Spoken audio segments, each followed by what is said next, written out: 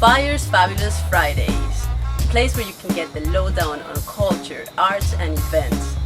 On today's show, we have two special guests. One is our producer director Michael Becerra, with whom we're going to be talking about expectations we have about El Centro and Barranquilla in general. And our second guest is Luis Carlos Dávila, and he'll be colorizing our lives with his tropical Caribbean Guacamayo design.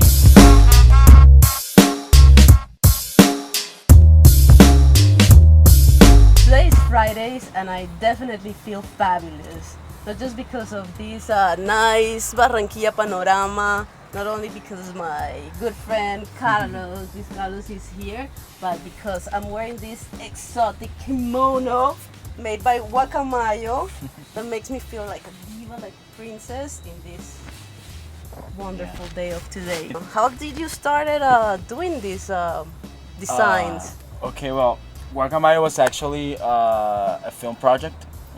This was, let's say, the what I visioned for the costume design for a film project. You know, I'm actually a filmmaker. Oh, that's interesting. And since I had so much costume design experience in Paris for several shoots, I thought it would be a great place to start. And so the project failed. I couldn't do it, but all the shirts resulted from it.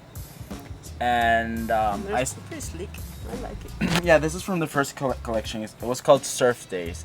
But even before this happened, I started selling, the first shirts on Facebook, and practically the customers demanded for more, and they wanted to dress the shirts, and it became really popular around the city and other parts of the country.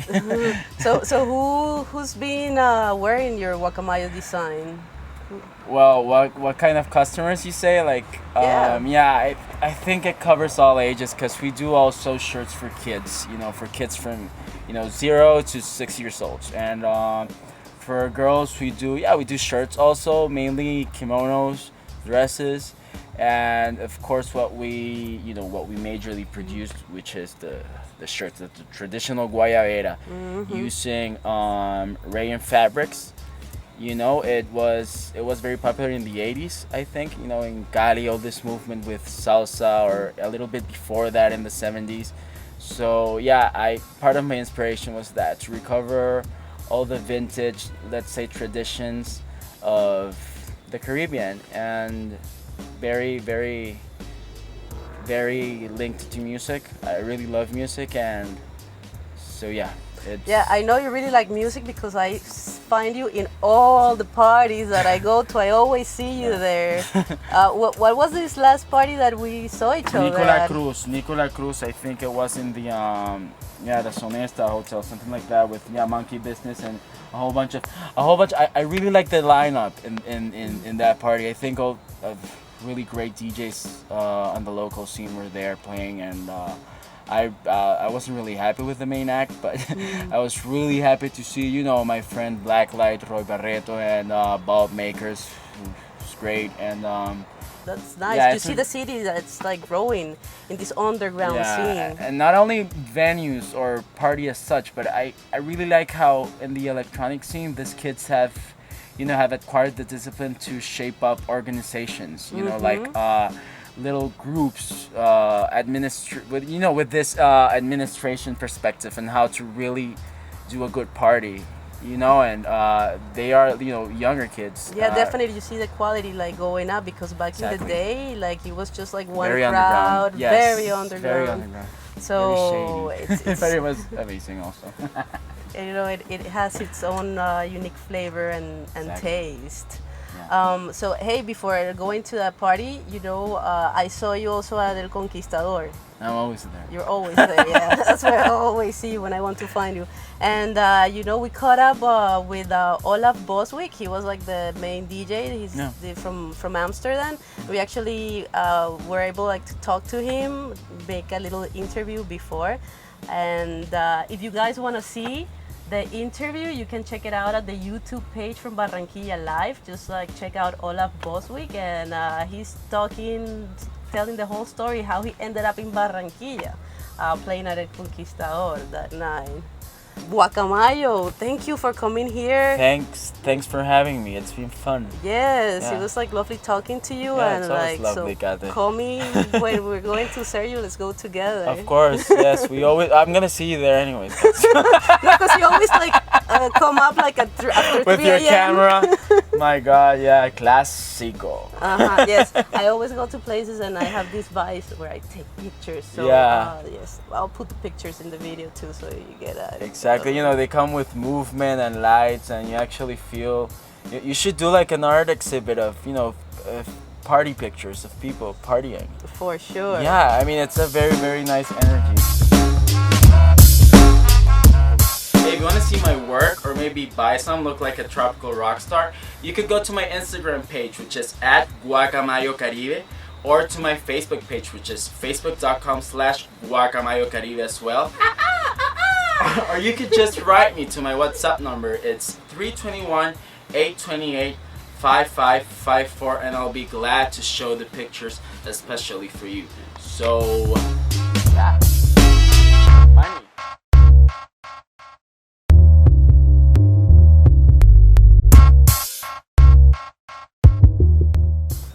Did you know that according to the Alcaldía Municipal de Barranquilla's website, Barranquilla is receiving $136 million of foreign direct investment? And that's money that's going on buildings, roads, sewer, and things that move the city forward. What else, Michael? Well, did you know that Mayor Alex Char has made El Centro a priority in his plan during his term for the next 4 years? So that means all the electrical wires that you see when you walk down close to Paseo Bolivar, all of that is going underground. And not only that, but he's making some of the roads, he's going to close some of those roads so that they can be walkable. So that's awesome.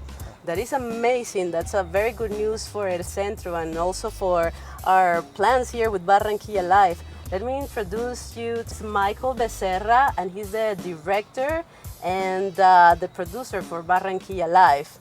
Michael, so we were talking about like all these plans we have for El Centro and how we dream about like retaking this space. Right. And I want to tell all the Barranquilleros that we need to reclaim El Centro, especially all you creatives, photographers, media companies, theater, art, and and you, everybody. Because if you look at it, Intendencia Fluvia was renovated. Museo del Caribe is beautiful. And they're about to add the modern art museum over there. So that's turning into a zona cultural. And La Plaza La San Nicolás, it was like reworked and it was beautified. It was like a lot of planning to do. It was a lot of hard work, but now you go there and it's like a totally different space. So you actually can go and enjoy and feel like safe. Absolutely, yes. So El Centro needs people, needs us to come down there to reclaim. We need to make offices in those abandoned buildings. We need to make restaurants in some of those abandoned buildings. Yeah, I always like imagine the centro being like taken over by artists, like it has happened in other major cities. Right. Where we have like majestic constructions there from different periods. We have Roman periods, we have the Art Nouveau, right. And it's all there like hidden behind all this commerce, and it's dirty and it's greedy and it's chaotic. Right. And sometimes like it just takes like the artist to start and claiming it and beautifying it, right. and making it someplace special where you can appreciate that and make it like the heart of Barranquilla culturally, right. and commercially too. Yes, I agree. Completely agree. So come on, let's do it. Let's go back to El Centro and let's make it our own. Yes, reclaim El Centro.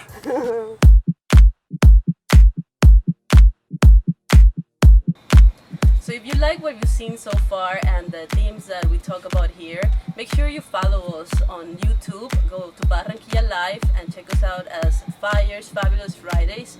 And check out the other shows we have there. We have a weekly show about sports called Sports Barranquilla, the Mike Chatran Show. and there's a very special show coming up about business time. And also, if you're a creative, talented artist, maybe you like to take pictures, you like to tell your stories, we are looking for you. So go to our website and write to us, send us your portfolio, because we need more stories and we need a creative eye.